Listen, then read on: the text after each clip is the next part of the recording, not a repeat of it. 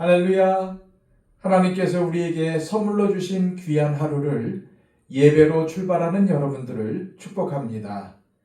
기도하겠습니다. 하나님 아버지, 우리를 자녀 삼아 주시고 또한 오늘도 힘과 능력을 주시려고 이 예배의 자리로 인도하심을 감사합니다. 하나님, 이 시간 겸손히 주님 앞에 무릎 꿇습니다. 머리 숙입니다. 우리에게 하나님의 깊으신 뜻을 알려주옵소서. 이 예배를 통해서 오늘 어떻게 살아야 할지 또 무엇을 해야 될지 말씀하여 주시옵소서. 주님, 주님의 종이 되어 주님의 말씀을 듣기를 원하오니 우리의 심령 가운데 말씀하여 주시고 오늘도 주신 귀한 뜻을 따라 순종하며 살 수 있도록 인도하여 주옵소서. 예수 그리스도의 이름으로 기도하옵나이다. 아멘. 다 함께 찬송가 407장 찬양 드립니다.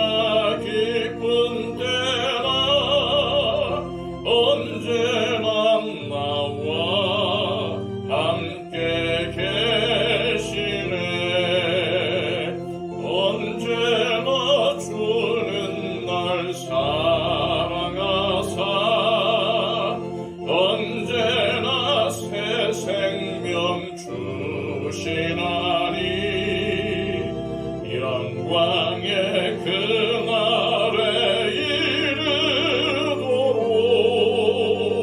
언제나 주만 바라봅니다.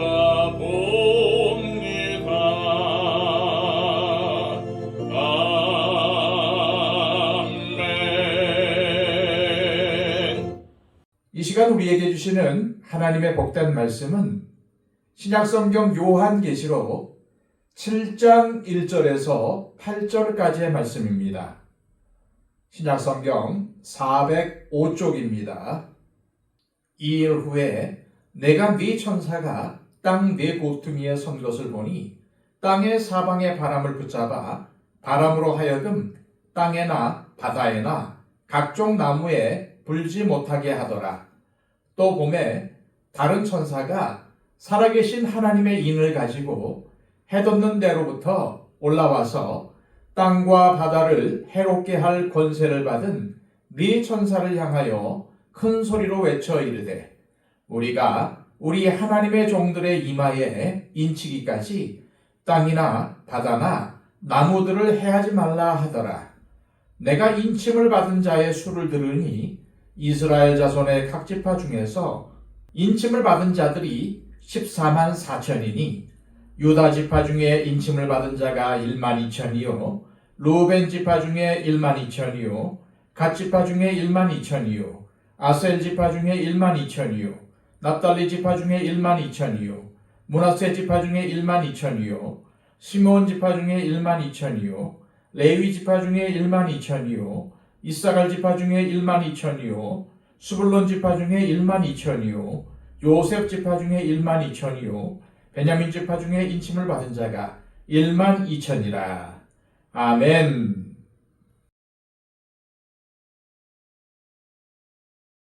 하나님께서 사람을 포함한 모든 생물을 창조하시고는 에덴 동산에 두셨습니다. 이 에덴 동산은 최초의 하나님 나라입니다. 하지만 아담과 하와는 하나님께 범죄하여 에덴 동산에서 쫓겨납니다.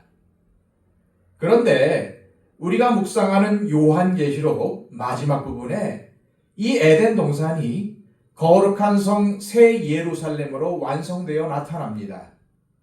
그리고 주님은 끝까지 이기는 자에게 이 새 예루살렘의 문을 활짝 열어주실 것입니다. 그렇다면 최초의 하나님 나라인 에덴 동산과 완성될 하나님의 나라인 새 예루살렘 사이에 누가 있습니까? 구약시대의 성도들이 있고 신약시대의 성도들이 있으며 현재 우리가 있는 것입니다. 우리는 우리가 살고 있는 이 기간을 말세라고 부릅니다. 요한계시록에서는 이를 한때, 두때, 반때 혹은 1260일 혹은 42달 등등으로 표현합니다. 그런데 문제는 우리가 말세를 산다는 데 있는 것이 아니라 이 기간에 우리 그리스도인들이 어떻게 살 것인가에 있습니다. 그래서 하나님은 요한계시록을 통해서 심판의 메시지를 전하는 것입니다. 심판은 어린 양이 인봉된 두루마리를 열면서 시작이 되었습니다. 하지만 하나님은 최후 심판을 순교자의 수가 차기까지 기다리시고 또 기다리신다고 하십니다. 그렇다면 하나님은 심판을 미루면서까지 무엇을 기대하시는 걸까요? 이 땅의 교회들 가운데 회개해야 하는 교회들이 회개하기를 기다리십니다. 그리고 더 많은 사람들이 주님께 돌이켜 영벌의 심판을 받지 않기를 기다리시는 것입니다. 주님은 그 기간을 순교자의 수가 차기까지라고 말씀하신 것입니다. 그런데 우리가 짚고 넘어가야 할 것은 어떤 사람이 구원을 받을지 혹은 어떤 사람이 구원을 받지 못할지 우리는 알 수 없다는 것입니다. 우리가 보기에는 형편없어 보이는 사람이라 할지라도 하나님의 기준에서는 좋은 그리스도인일 수 있고 우리가 보기에 믿음이 좋아 보이는 사람이 하나님께서 보시기엔 형편없을 수 있기 때문입니다. 하지만 분명한 것은 예수 믿으면 누구든지 멸망하지 않고 구원을 얻는다는 사실입니다. 주님은 예수 그리스도를 구주로 믿는 믿음을 보시고 장차 알곡과 가라지를 골라내실 텐데 그 권한은 오로지 주님에게만 있는 것입니다. 그리고 주님이 이 땅에 다시 오실 때에는 알곡과 가라지를 골라내는 심판이 있을 겁니다. 또한 주님이 다시 오실 때는 만인이 볼 수 있는 분명한 모습으로 온다고 하셨습니다. 이 부분에 우리는 혼란이 생겨서는 안 될 것입니다. 내가 신비한 지식이 있다고 말하고 내가 메시아라고 말하는 사람들, 또 주님이 오실 날짜를 예측해서 말하는 사람들은 전부 성경과 다른 말을 하는 것입니다.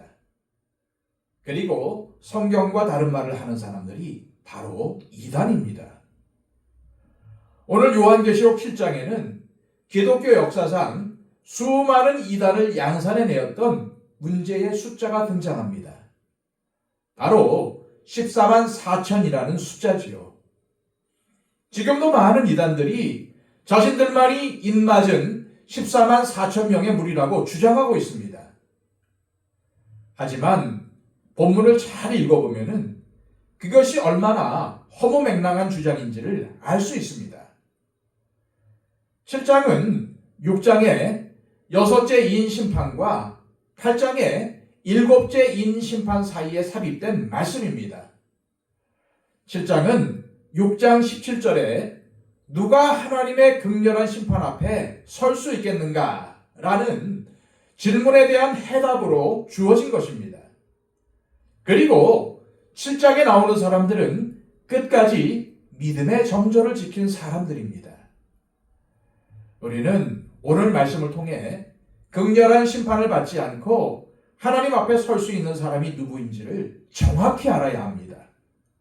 왜냐하면 하나님은 지금 7 유형의 교회들로 상징된 이 땅의 교회와 성도들에게 이러한 성도들이 되라고 도전하시기 때문입니다.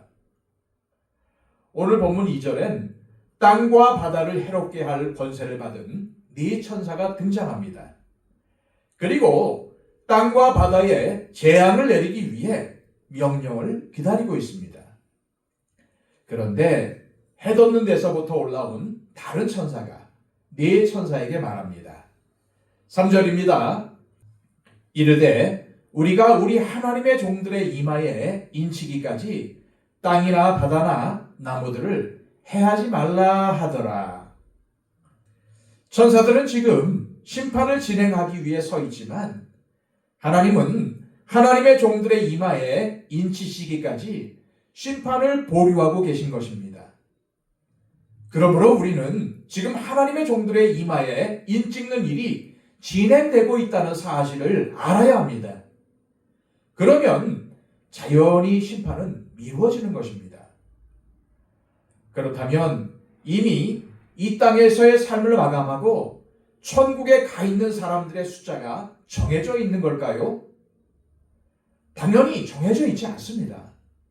그들의 수가 얼마나 되는지 알 수 없지만은 그들은 이미 영원한 천국에서 영생 복락을 누리고 있을 것입니다. 이미 천국에 들어간 사람들의 수를 알 수 없기에 요한 사도가 꺼낸 숫자가 바로 14만 4천입니다. 4절입니다. 내가 인침을 받은 자의 수를 들으니 이스라엘 자손의 각 지파 중에서 인침을 받은 자들이 14만 4천이니. 요한은 5절부터 8절까지 구약 12지파를 언급하면서 각각 12,000명, 합하여 14만 4천이라고 전합니다. 그런데 우리가 주목해야 할 것은 이 사람들은 이미 이마에 인침을 받았다는 사실입니다. 6장 마지막 절에 누가 이 환난 날에 설 수 있겠는가 하는 질문에 대한 답변에 우선적으로 등장하는 사람들이 바로 이 인침을 받은 14만 4천 명이라는 것입니다. 그런데 요한 사도는 이미 인침을 받은 이 사람들이 누구라고 합니까? 이스라엘 자손의 각 지파 중에서 14만 4천이 인침을 받았다는 것입니다. 그러니까 이미 인침을 받은 사람들은 구약의 이스라엘 백성들이라는 의미입니다. 그들은 이미 죽어서 천국에 갔든지 지옥에 갔든지 했습니다. 하지만 하나님의 명을 받은 천사가 하나님의 종들의 이마에 인을 쳤습니다. 왜 인을 치는 것일까요? 너는 내 자녀라는 뜻입니다. 그리고 이 인침은 마지막 때에 있을 심판을 면하게 하기 위한 목적을 지닙니다. 그런데 우리는 구약 시대에 구원받은 이스라엘 자손이 겨우 14만 4천 명밖에 되지 않는다고 오해해서는 안 됩니다. 오히려 여기 등장하는 14만 4천 명은 지금까지 이미 인침이 끝난 셀 수 없는 수많은 사람들로 이해하는 것이 훨씬 성경적입니다. 14장에 가면은 다시 14만 4천이 나오고 그들의 이마에 어린 양의 이름과 그 아버지의 이름을 쓴 것이 있다고 인침의 의미를 설명해 주고 있기 때문에 14만 4천이라는 숫자를 문자 그대로 보아서는 안 될 것입니다. 오히려 숫자를 셀 수 없는 많은 사람들이 구원을 받았다고 해석해야 합니다. 이러한 사실을 뒷받침해 주는 것이 바로 14장인데 14장에는 14만 4천이 등장하지만은 7장 9절 이하에 등장하는 아무도 능히 셀 수 없는 흰 옷을 입은 큰 무리가 등장하지 않습니다. 따라서 오늘 7장과 나중에 살펴볼 14장의 14만 4천은 7장 9절 이하에 아무도 능히 셀 수 없는 큰 무리와 동일한 것으로 보아야 합니다. 왜 그렇습니까?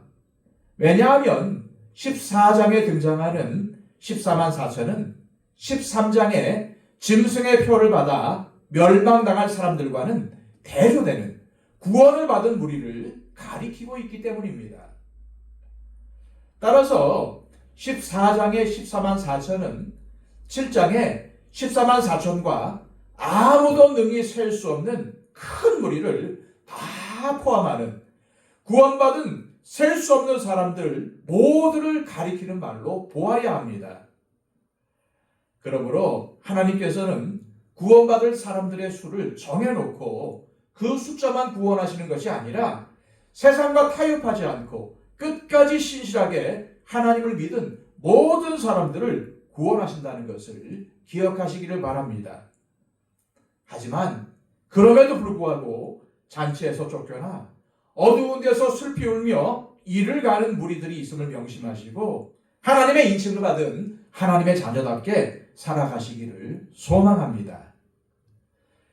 이 시간 기도하실 때 주님, 이미 받은 구원과 아직 이루어지지 않은 완전한 구원 사이를 살아가는 우리에게 믿음을 주셔서 끝까지 세상과 타협하지 않고 세상을 이긴 사람으로 주님 앞에 서게 하옵소서 기도하시기를 바랍니다.